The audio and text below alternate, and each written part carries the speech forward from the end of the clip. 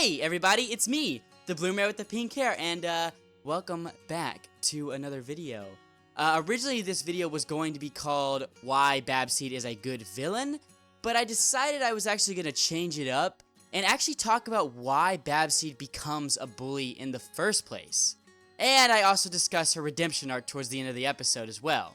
I have a lot of personal experiences with bullying in my childhood, and I wanted to kind of discuss more of a psychological reason as to why Babseed turns into a bully in the first place. Alright, so why don't we just dive right into it? When Babseed is first introduced, you can clearly tell that she wasn't used to the kind of lifestyle that Applebloom and the others live in. Which of course, someone coming from the city definitely makes a lot of sense. And she was most likely very uncomfortable, but I don't mean uncomfortable in like a mean way, just different from what she's used to. When the CMCs introduced Babseed to the Cutie Mark Crusaders, she clearly feels embarrassed about not having a cutie mark. So the girls think by inviting her to the Summer Harvest Parade that she will want to join them. But I feel after showing her a giant pumpkin, she just realized how different everything was. Coming from an uptight lifestyle, being brought into a royal lifestyle, it's a lot for someone that age. I mean, it happens all the time. For example, I've lived a lot towards the city most of my life. So when I had to go hang out with my grandfather in the country, it feels weird. I would ask myself a lot of questions like, why would anybody want to live here? And who wants to be around bugs and forests all the time? I've even resented the more country lifestyle because of my experience. Which is why it was so easy for Diamond Tiara and Silver Spoon to convince Babs to change sides.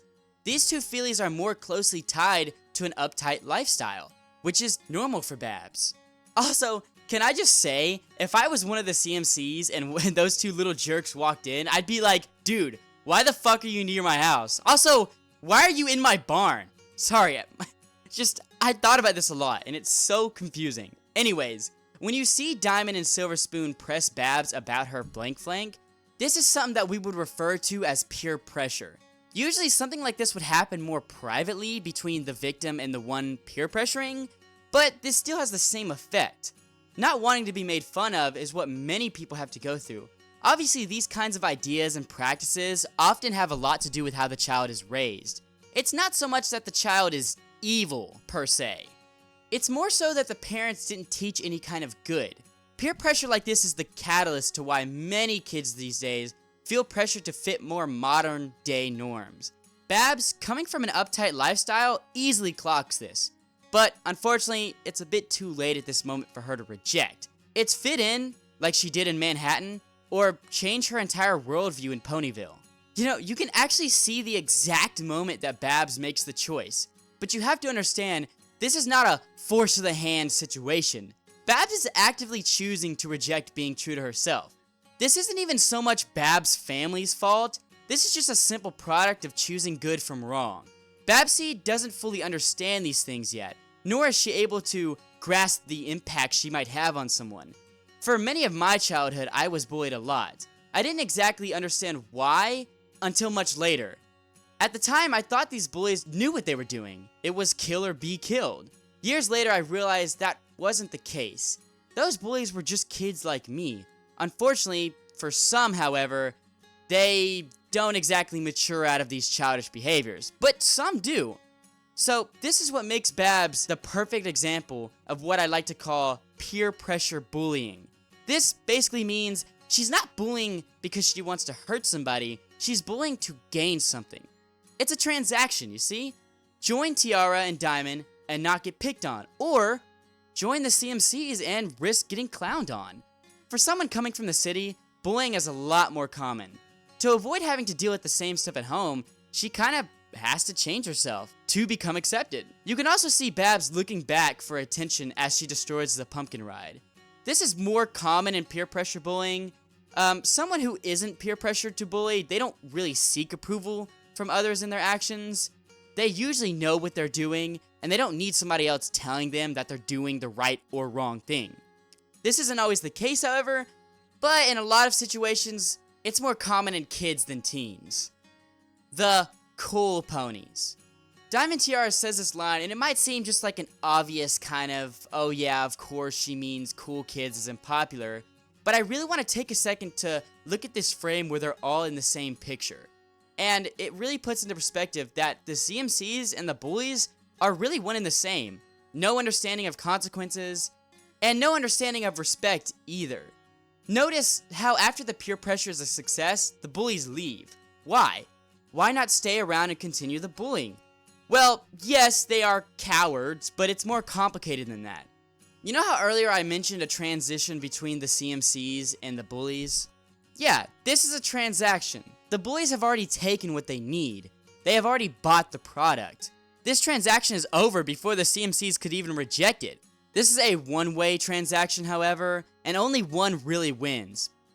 But that's not exactly true.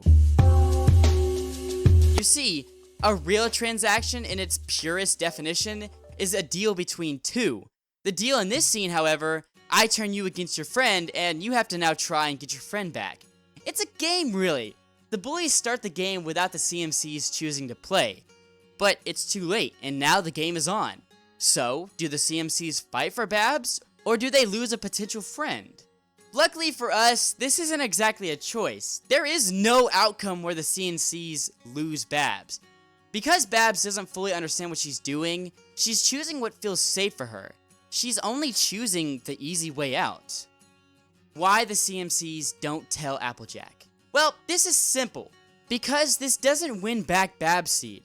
A lot of people think by the bully or perpetrator being punished that it'll somehow turn them good. This only looks good on paper.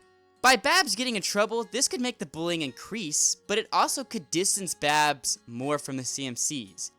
Now, I'm not saying that if you're being bullied, don't tell anybody. Of course you should, but you have to understand that this won't really do anything. In a lot of cases, you don't have any proof of the bullying happening, therefore there's no way to really stop it by telling on them. So yes, I'm telling you to stand up against your bully, but fighting is never the option. Words can cut deeper than any sword. You know this now. You know what it feels to be cut by insults. You understand that words can hurt more than any wound. You have to use your words, or you will fail to get anywhere. Sure, you could just walk away, and in many situations this works. Basically, in most bully situations, the bully tries to start the transaction, the same one I talked about earlier.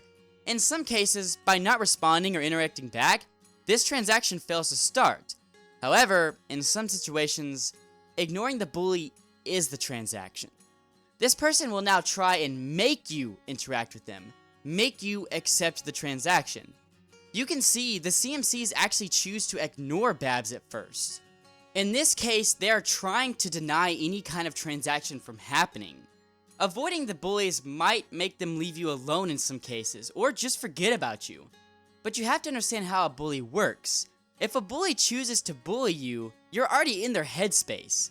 They aren't just gonna forget about you, especially if you have already accepted the transaction like the CMCs did when the bullies turned Babs against them. Especially since now, this is a game to Babs, and she's gonna try and make the CMCs lose. But unlike most bullies, she's not actually receiving happiness from the CMCs being crushed. She's receiving joy from being accepted by Diamond and Spoon. The Clubhouse is taken. Shortly after the song, the Clubhouse is taken over by Babs and the bullies. This part serves as a transaction in more of a literal term, as in something is physically taken, not something mental. Once again, the option to tell Applejack is brought up, however, it's denied again. Now, in my personal opinion, I think that this would be a time to tell an adult. Before, there was just a mental transaction. However, by the bullies taking over the Clubhouse, this technically is a crime. But since she's a child, technically she couldn't be charged with anything. Most likely a nice slap on the wrist. But I think Apple Bloom's response to this is very ironic. Apple Bloom actually chooses to fight back in a way that will embarrass Babs. So, Apple Bloom technically just became a bully. Not in the sense of hurting someone innocent, but choosing to do wrong against wrong. It's like fighting fire with fire. Both parties are going to get burned. And this in a lot of cases doesn't fix anything either. In fact, this would only serve to separate Babs and the CMCs more. Interesting, the new ride the CMCs built could actually have been used to win back Babs. Now, this exactly working is probably unlikely, since Bab will still probably choose not to be bullied by Diamond and Silver, but there is a moment I want to talk about, where Babseed looks at the bullies and they roll their eyes. In this situation, once again, she's fighting for attention. I also was going to bring up that Applejack tells the CMCs what Babs has to go through at home, but there's not really sense in talking about that because we already could gather that Babs was facing troubles at home. I actually totally forgot that Babs was being bullied at school, but it kinda makes me happy that I was right in the first half. Why the CMCs are successful. After the CMCs save Babseed, she feels really bad for what she did to them, and that changes her mindset. But why does this work though? Well, I actually don't know. Obviously, somebody saving you is super impactful, and maybe she was able to see the error of her ways, because, like I said earlier, Babs didn't really want to hurt anybody, she just didn't want to be bullied. But I'm not exactly sure what changes. She still has to worry about being bullied. So, did the CMCs show her that being true to herself is better than trying to be somebody you're not? I'm curious about what you guys think below. Maybe you can try to help me understand. Other than that, Babs is one of my favorite characters, and seeing her go through changes and character development makes me love this character more and more. And hey, maybe she'll appear in G6, nudge nudge. I really hope you guys enjoyed this, I sure did. I can't wait to get back to uploading more. But also, before I go, make sure you check out the Brutal Flake channel down below. It's a podcast and a collab channel that me, Sugar Flake, and Twaddle made, so check it out. New podcast episodes come out weekly, so stay tuned. And just remember, it's not goodbye, it's see you later. We're going to dance. We're going to dance. We're going to dance and have some fun.